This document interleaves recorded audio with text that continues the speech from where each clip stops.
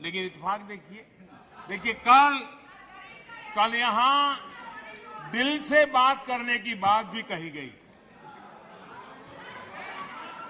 उनके दिमाग के हाल को तो देश लंबे समय से जानता है,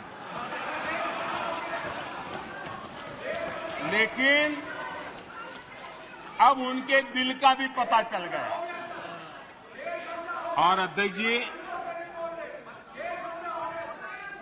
इनका मोदी प्रेम तो इतना जबरदस्त है जी,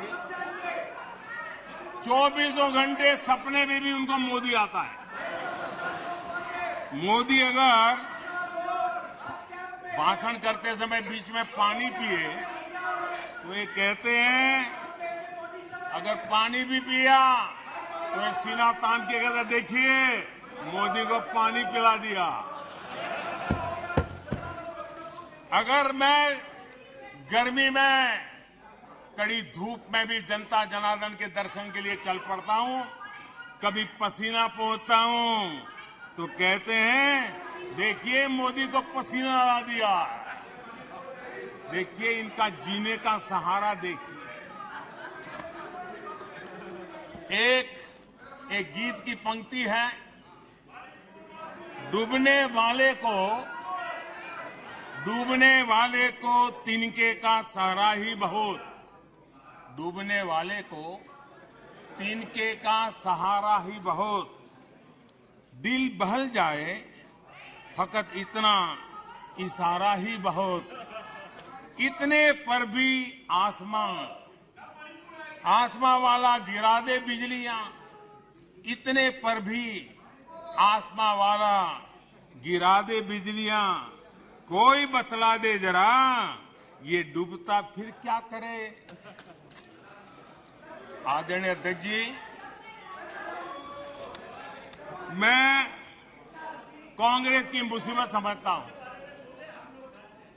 बरसों से एक ही फेल्ड प्रोडक्ट उसको बार बार लॉन्च करते हैं,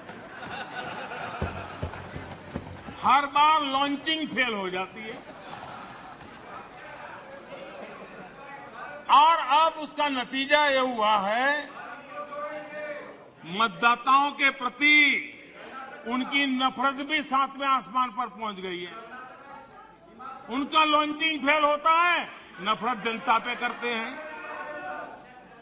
लेकिन पीआर वाले प्रचार क्या करते हैं, मोहब्बत की दुकान का प्रचार करते हैं, इकोसिस्टम लग पड़ती है। इसलिए देश की जनता भी कह रही है ये है लूट की दुकान, ये है लूट की दुकान, झूठ का बाजार। ये है लूट की दुकान, झूठ का बाजार। इसमें नफरत है, घोटाले हैं, तुष्टीकरण है, मन काले हैं। परिवारवाद की आग के दशकों से देश हवाले है। और तुम्हारी दुकान ने इमरजेंसी बेची है, बंटवारा बेचा है, सिखों पर अत्याचार बेचा है, झूठ कितना सारा बेचा है, इतिहास बेचा है, उरी के सच के प्रमाण बेचा है। शर्म करो नफरत की दुकान वालों, तुमने सेना का स्वाभिमान बेचा है।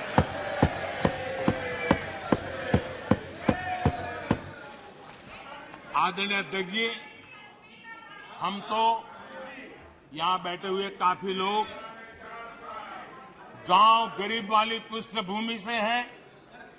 यहां सदन में बड़ी संख्या में लोग गांव और छोटे कस्बों से आते हैं और गांव का कोई व्यक्ति विदेश जाए, सालों तक वो उसके गीत गाता रहता है। एक आध बार भी कभी विदेश जाए, देख करके आया हो, सालों तक बताता रहता है कि मैं ये देख के आया, मैं ये देख के आया, मैंने ये सुना, मैंने ये मुझे देखा। स्वाभाविक है, गांव का व्यक्ति जितने बेचारे ने दिल्ली मुंबई भी न देखा हो और अमेरिका जाके आ जाए, यूरोप जाके आ जाए, तो वो वर्णन करता रहता है। जिन लोगों ने कभी गमले में मूली नहीं उगाई, जिन लोगों ने कभी गमले में मूली नहीं उगाई, वो खेतों को देखकर हैरान होने ही होने हैं।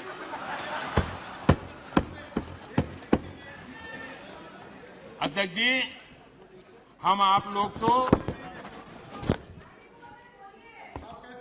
जो कभी जमीन पर उतरे ही नहीं, जिन्होंने हमेशा गाड़ी का शीशा डाउन करके दूसरों की गरीबी देखी है, उन्हें सब हैरान करने वाला लग रहा है।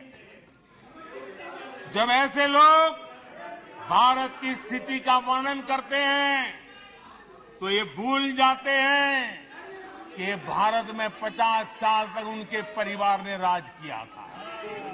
एक प्रकार से जब भारत के इस रूप का वर्णन करते हैं तब वो अपने पूर्वजों की विफलताओं का जिक्र करते हैं। ये इतिहास गवाह है।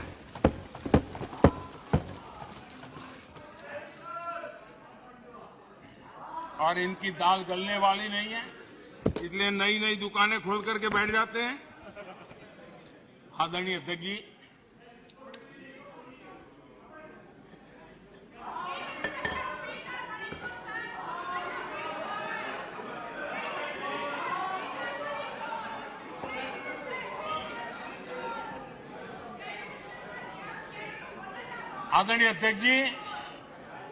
इन लोगों को पता है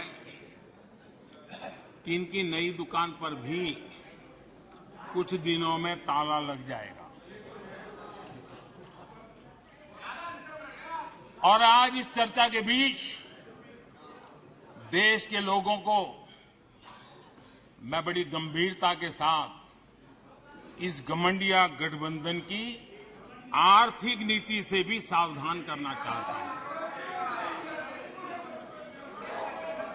ये देश में ये घमंडिया गठबंधन ऐसी अर्थव्यवस्था चाहता है जिससे देश कमजोर हो और उसका सामर्थ्य बढ़ न पाए। हम अपने आसपास के देशों में देखते हैं जिन आर्थिक नीतियों को लेकर के कांग्रेस के और साथी आगे बढ़ना चाहते हैं, जिस प्रकार से खजाने से पैसे लुटाकर वोट पाने का खेल खेल रहे हैं, हमारे आसपास के देश के हालात देख लीजिए, दुनिया के उन देशों की स्थिति देख लीजिए। और मैं देश को कहना चाहता हूं, इनसे सुधरने की मुझे कोई अपेक्षा नहीं है, वो जनता इनको सुधार देगी। आदरणीय अध्यक्ष जी, इस प्रकार की चीजों का दुष्परिणाम हमारे देश पर भी हो रहा है, हमारे राज्यों पर भी हो रहा है। चुनाव जीतने के लिए अनाप शनाप वायदों के कारण अब इन राज्यों में जनता के ऊपर नए नए दंड डाले जा रहे हैं, नए नए बोझ डाले जा रहे हैं और विकास के प्रोजेक्ट्स बंद करने की घोषणा की जा रही है, विधिवत रूप से घोषणा की जा रही है। आदरणीय अध्यक्ष जी, ये घमंडिया गठबंधन की जो आर्थिक नीति है, उस आर्थिक नीतियों का मैं परिणाम साफ देख रहा हूं और इसलिए मैं देशवासियों को चेतावनी, देशवासियों को सत्य समझाना चाहता हूं।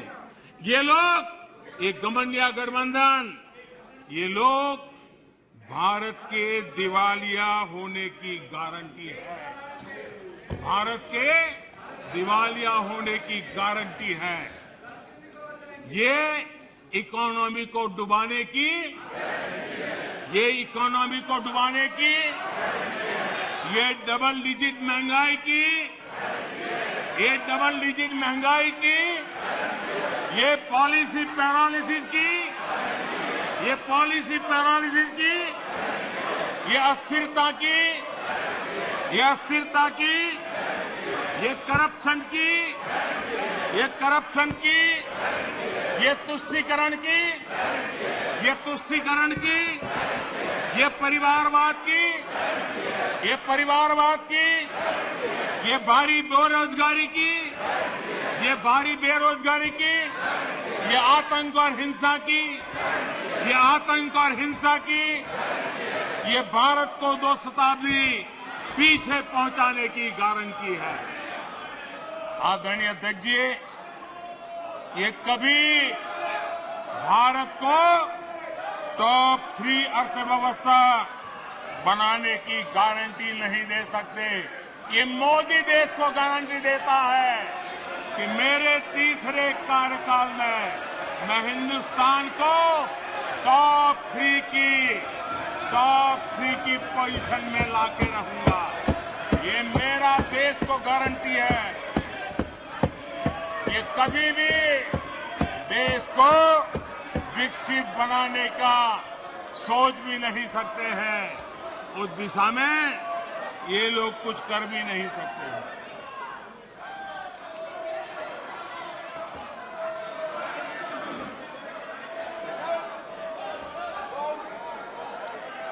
आदरणीय अध्यक्ष जी,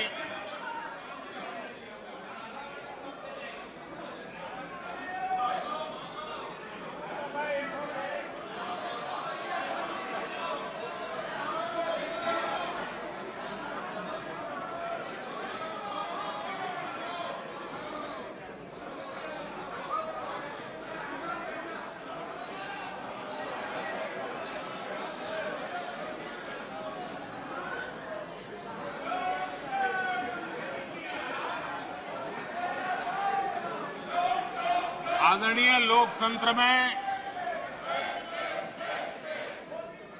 जिनका भरोसा नहीं होता है वो सुनाने के लिए तो तैयार होते हैं, लेकिन सुनने का धैर्य नहीं होता है।